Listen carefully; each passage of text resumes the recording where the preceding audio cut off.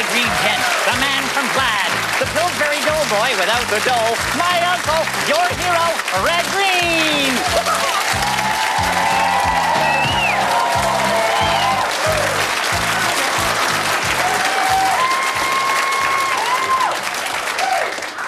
Thank you very much. Big week up the lodge this week. Junior Simpson's been gone away for a couple of weeks, and when he come home, the milk in his fridge had turned all kind of ugly and lumpy and fuzzy. It looked like little eggplants drowned in yogurt. Well, milk shouldn't go bad that fast as long as the fridge turned on. Yeah, it was turned on, just wasn't plugged in. I don't think Junior understands electricity real well. Uncle Red, didn't he wire the whole lodge? Yeah, it's fine unless you plug anything in. But rather than throw the milk away, which would be a waste of money, Junior has decided to make his own cheese.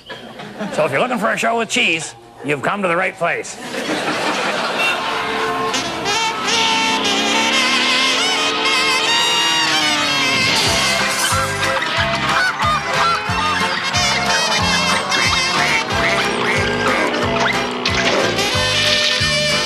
On today's show, Bill gives my van a milk bath. Interesting. And Winston brings something just a little bit special to the show and tell department. Then Harold, I think he has a mouse up his leg there. All right there, Harold. And I got some termite damage in the barn.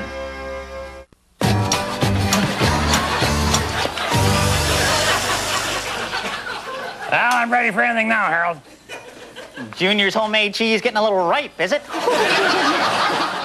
No, the cheese is attracting an animal of some kind now. It's living inside the walls of Junior's house. So. Probably just a mouse. Oh, well, that's what I think, too. But you know what? Better take this. There might be two of them. Oh, you're afraid of a mouse? A little wee tiny mouse. It's not like it's, like a mountain lion or anything. I would prefer a mountain lion, Harold. Bigger is better.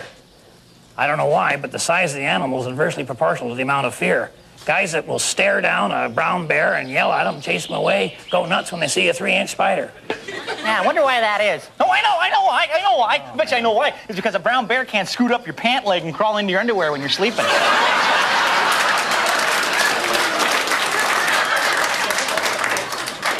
Oh, yeah? Tell that to Moose Thompson. Oh, yeah. That was funny. Oh, that was a big fella, huh?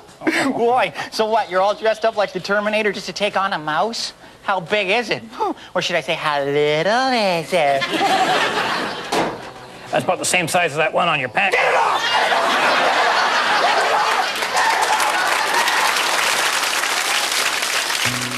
Well, with Junior making the homemade cheese and so on, Bill thought he'd take adventures with Bill this week and show you how to actually make cheese. Kind of an educational little segment on the show this week. Step 1, pure milk. We'll start with pure milk. And, for a lot of the kids at home maybe, or maybe some of the older kids. No, you got that. Okay, all right. Set that down.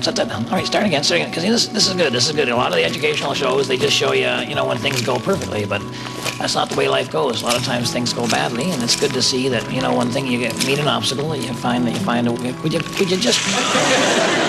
believe that? All right, now that would be going in, Bill, that would be going in the pail, would it not? Yeah, so the idea is you get the milk into the pail. Always have extra bags. We're going to use heat, not Bill. No. You're going to be scalding the milk on that. And, this is good, though. See, trial and error is a big part of education. What's going on? All right, now those are open. Now what? All right, okay, plan B. All right. This is still pure milk, though, so we're all right. And these are the cartons. These are the cardboard cartons. Yeah, that's a good point, because the plastic, sometimes, for some kids, maybe they're a little bit hard to open, so this is a little different. These got the pour spout unit on there, and we may not have time to actually make the cheese during this particular segment. We'll come back later on in the show and make the cheese. So you just get the milk in there, Bill. We'll come back and make the show. Stay tuned. Okay, so your wife's relatives are coming over at 9:30, and you'd like it to be a short visit? No problem. You yak with them from 9:30 to 9:45. At 9:45, you stop talking, they get bored, they go home. 10 o'clock, try and get the wife to do the same thing. 10:15, get them to do the same thing. 10:30, you start turning the lights out. Maybe try yawning real loud and fall down on the floor. 10:45, sneak out to the driveway and start their car. 11 o'clock, you put on your pajamas and you yell, "Good night," from upstairs. No, don't feel guilty about this. We all need more sleep as we get older. It's not like they're important or anything. They're relatives. They'll forgive you eventually. You don't know anybody. You're your own man. Darn right. No sense staying up late just because of some stupid New Year's Eve tradition.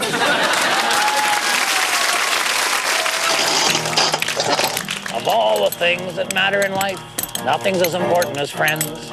Pals that you can lean on at the beginning, middle, and end. I share my problems with my friends, because that's what friends are for.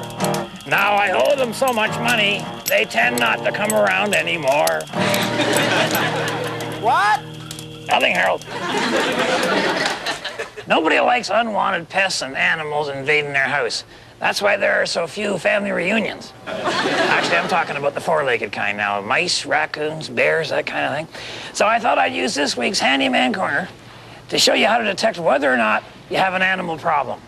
Now, you know, everybody's house is different. Your living room might have a completely different decor. But it doesn't matter because the signs of animal and insect infestation are pretty much the same. For example, take this beam here.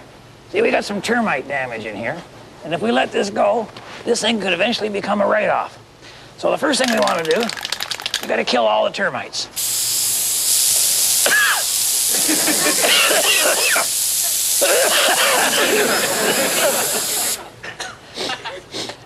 All right, not only killed the termites, probably took a pretty healthy bite out of the ozone. So now what you want to do is take a couple of boards and strap them up on either side of the beam, and this way you restore its original strength.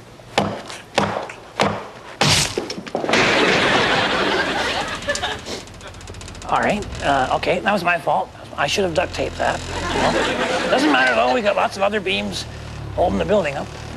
But I think maybe somebody should keep an eye on that, you know, from time to time. Could be kind of dangerous, I guess. Could be. No, it's fine, it's fine.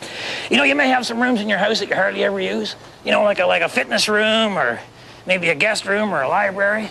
You might want to check them out every once in a while. Could have some unwanted visitors there. You know what you're looking for, eh?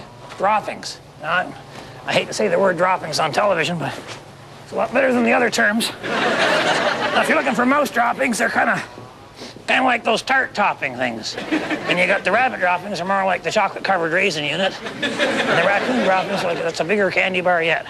Actually, if you find enough droppings, it'll cure your sweet tooth. Oh, my gosh.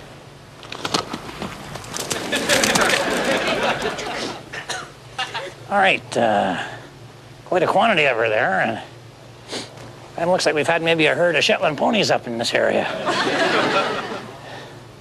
Anyway, if you do find droppings in your house, that's a pretty good sign that they're sneaking in somewhere. The animals are coming in through a hole. You must have some hole somewhere. If I didn't know better, I'd say we had a wall missing here. So you want to check around the outside of your home for cracks and holes the animals could be getting in. Like, see here where this mortar has fallen away from between these stones? Well, that hole's big enough for a mouse or a bat or even a raccoon if they're moving fast enough. Like, say, they bounced off the fender of a speeding vehicle. But, you know, some of this is just surface wear, right? Doesn't go all the way through, doesn't create a problem. So you got to find out if the hole goes all the way through. The way you do that is get a little bit of water, pour that in there, and then if you get water showing up in your basement that doesn't seem to be water that was there, you know, before you did the test, well, then you've got a problem. So what you want to do is check your whole house for any kind of crack or even the smallest tiny hole where animals could be getting in. Because I'll tell you, you know, you do that until you run out of water or you get bored out of your mind. But if you got animals living in your home, you're much better to deal with them right away than to, you know, let her go for a few years to the point where they get established and start fighting you for use as a bathroom, you know. So remember, if the women don't find you handsome, they should at least find you handy. And of course, a fire is a good way of getting rid of mice too, you know. But I'd only use that as a last resort. And you want to wait till the water dries.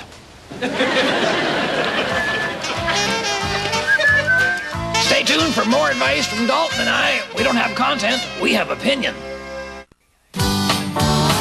Hey guys, pretty soon you're going to find yourself going on and on about every topic under the sun. And you're going to wonder, Why am I suddenly the Encyclopedia Britannica in shorts and a t-shirt? And why this overwhelming urge to tell anyone with ears? Well, you're a middle-aged man now, and middle-aged men know everything. Oh, yeah. Middle-aged men know the best route on any highway from any place to another place. We know how to fix stuff. We know how to cut the lawn properly. We know everything. But you got to keep this knowledge to yourself, all right? I know that you know your neighbor's planting that shrub the wrong way, but don't say anything. I, too, have seen my wife wallpaper the bedroom the hard way. Just keep your mouth shut, all right?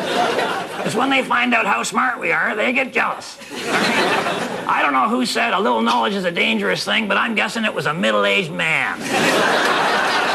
So whatever it is you know, and I know it's a lot, keep it under your hat and you'll be able to keep your friends, believe me. I know. Remember, I'm pulling for you. We're all in this together.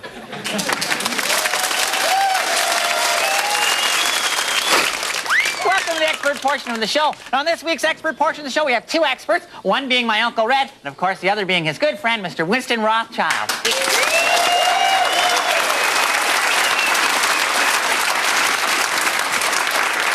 Okay, letter goes as follows. Dear experts, my wife says she wants a facelift, but I think she looks just great the way she is. How can I convince her she's beautiful? All right, first thing you want to do is you want to avoid certain words. Saggy, wrinkled, weather-beaten. And also, you know, you want to talk to your wife about how cosmetic surgery is really a waste of medical resources. You know, this is money the doctors should be spending on things like liver transplants. Because as long as you can keep socking back the booze, you won't really care what your wife looks like. Well, it actually, you know what self-help guru and king of the infomercials, Anthony says? Yeah, I do. He says whatever people want to hear. Actually, what Anthony says is, if you look after the surface, the center will look after itself, eh? Yeah, Anthony has always said, you know, you only feel as good as you look. Boy, if that was true, the guys at the lodge would be all dead. Well, Brad, I think you're just going to have to come to grips with the fact that people judge you by your appearance. You know, I mean, well, take me, for instance. I mean, if it weren't for my great looks, would I be who I am today? The king of the septics? Exactly. Hit the nail right on the head. And you wouldn't believe what these people can do. It's unbelievable. Facelifts, they got that thing, hipposuction. I mean, they can even give you a fanny transplant. Kind of work the problem from both ends. Well, I've had it all done. I've had the facelift, I've had the tummy tuck, the tushy implants. Tushy implants? Oh, yeah, check this out. Go ahead, Red. Feel the quality. Thanks anyway, Winston. I'm sure you got the best seat in the house. Harold? Oh, yeah. All right, no problem. Suit yourselves. Well, personally, I totally disagree with cosmetic surgery. I think people today realize that beauty is only skin deep. You honestly believe that, Harold? He's counting on it.